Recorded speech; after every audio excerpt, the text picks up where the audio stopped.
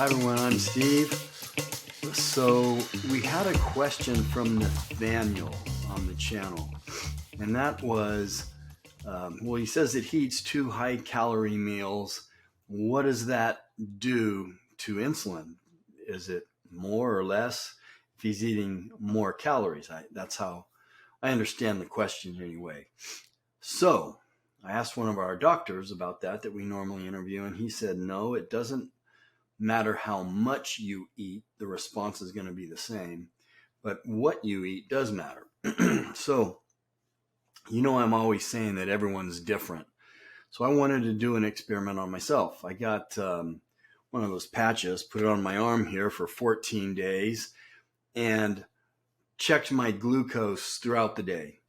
Whether I exercised, when I started exercising, when I got up, what was it right when I got up? What was it 10 minutes later, 20 minutes later? What happened when I exercised, and what happened when I ate different types of food? So I also found, for me, and now this range was all over the place, and I tested my glucose with the patch, which was on my arm, and I just run my phone over it. That came out way higher, 50, 60 points higher than the other 3 methods that I use, which was the finger stick, 3 different monitors. They were always in about the same range, but they were 50 to 60 points lower than the patch, which obviously was getting my glucose really high. But I could see consistency with the movements on what I ate and all that. So the first thing I tested was how much. Didn't matter how much I ate, and I found that it didn't. But it did matter what I ate. So I was on a fast, and I broke the fast with 30 berries. And that was 10 blueberries, 10 blackberries, and 10 raspberries. It was about 20 calories. That's it. And it spiked my glucose, almost doubled it. It came down fairly quickly, but not that fast. And I'm 60, roughly 60. So that's my age, body composition, testing it all the time, probably with skin calipers, probably under 13%. I'm pretty confident of that because I'm trying to make it as high as I can. But those berries with fiber in it really spiked my glucose, almost doubled it.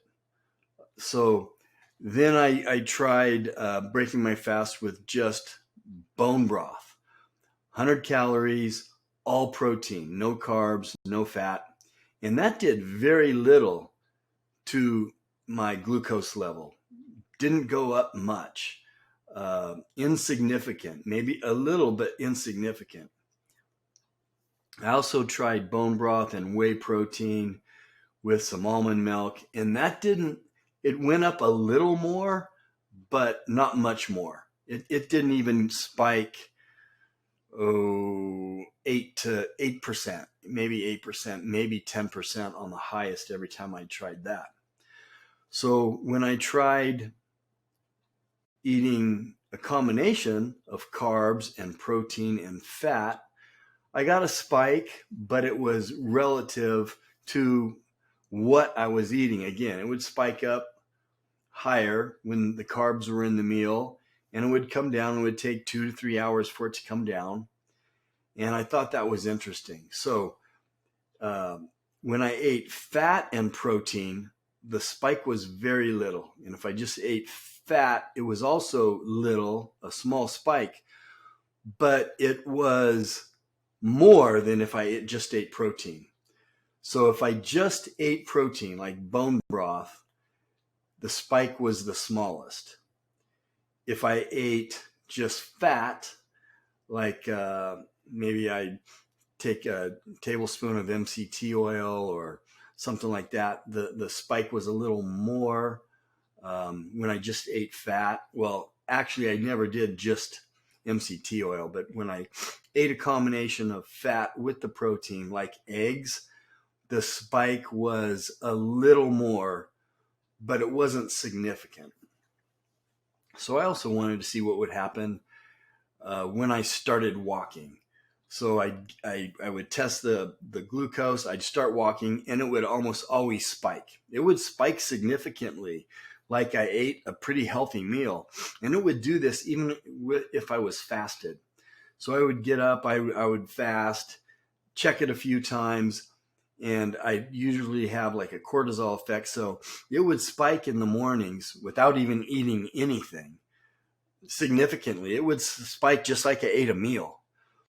And then I would go for a walk, or I'd let it come down and I'd go for a walk. And I would get a spike when I started to walk. And it would spike again like I ate a meal, even if I didn't eat a meal, even if I was on a fast. So that was kind of interesting to me. If I eat something like just eggs, the spike was minimal. That's mostly protein and fats. The spike was minimal, and it would come down at a normal speed.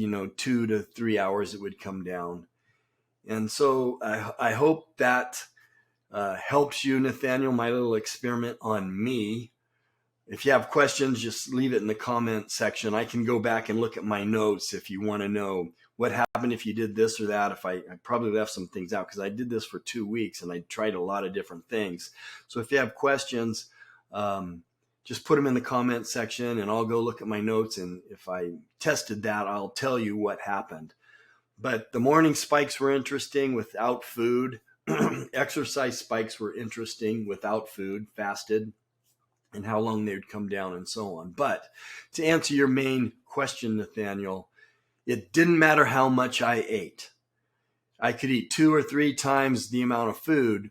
It did not spike my glucose any more than if I would have ate the same amount and ate a very small amount. So I don't know what your age is, but you're probably doing pretty good with 2 high-calorie meals. And if you might as well get more protein and energy in those meals if more is going to spike it just as much, depending on what your goals are. So if you guys want to reach out to me, you can also do it at stevemain.com. Leave comments or questions in the comments section. And hope you guys, this helped. I love experimenting on myself. So we will see you next time.